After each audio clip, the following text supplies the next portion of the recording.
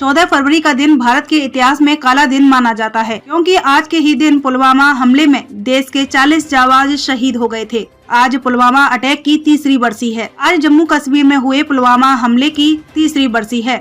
14 फरवरी 2019 को जम्मू श्रीनगर राष्ट्रीय राजमार्ग से करीब 2500 जवानों को लेकर 78 बसों में सीआरपीएफ का काफिला गुजर रहा था। सड़क पर उस दिन भी सामान्य आवाजाही थी। सीआरपीएफ का काफिला पुलवामा पहुंचा ही था। तभी सड़क की दूसरी तरफ से आ रही एक कार ने सीआरपीएफ के काफिले के साथ चल रहे वाहन में टक्कर मार दी। जैसे ही सामने से आ रही एसयूवी जवान के काफिले से टकराई, वैसे ही उसमें विस्फोट हो गया। इस घातक हमले में सीआरपीएफ के 40 बहादुर जवान शहीद हो गए। धमाका इतना जबरदस्त था कि कुछ देर तक सब कुछ धुआं हो गया। जैसे ही धुआं हटा, वहां का दृश्य इतना भयावह था कि इसे देख पूरा देश रो पड़ा। उस दिन पुलवामा में जम्मू श्रीनगर राष्ट्रीय राजमार्ग पर जवानों के शव इधर उधर बिखरे पड़े थे। चारों तरफ खून ही खून और जवानों के शरीर के टुकड़े दिख रहे थे। जवान अपने साथियों की तलाश में जुटे थे। सेना ने बचाव कार्य शुरू किया और घायल जाबाजों को तुरंत ही अस्पताल ले जाया गया।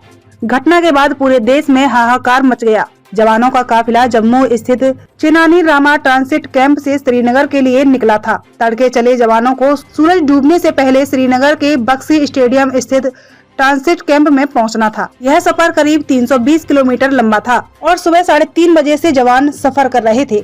78 बसों में से 2500 जवानों को लेकर काफिला जम्मू से रवाना हुआ था, लेकिन पुलवामा में ही जैश के आतंकियों ने इन जवानों को निशाना बना दिया, जिसमें कई जवान शहीद हो गए।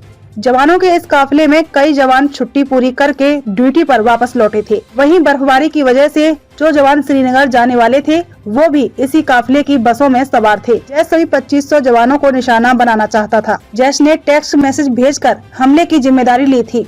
हमले के बाद सीआरपीएफ अधिकारी की ओर से इस हमले के बारे में जानकारी दी गई। उन्होंने उस समय बताया था कि काफिले में करीब 70 बसें थीं और इसमें से एक बस हमले की चपेट में आ गई। काफिला जम्मू से श्रीनगर की तरफ जा रहा था। चौंकाने वाली बात यह थी कि आतंकी घटना जैश ने टेक्स्ट मैसेज भेजकर हमले की जिम्मेदारी ली थी। जैश ने यह मैसेज कश्मीर की न्यूज एजेंसी जीएनएस को भेजा था।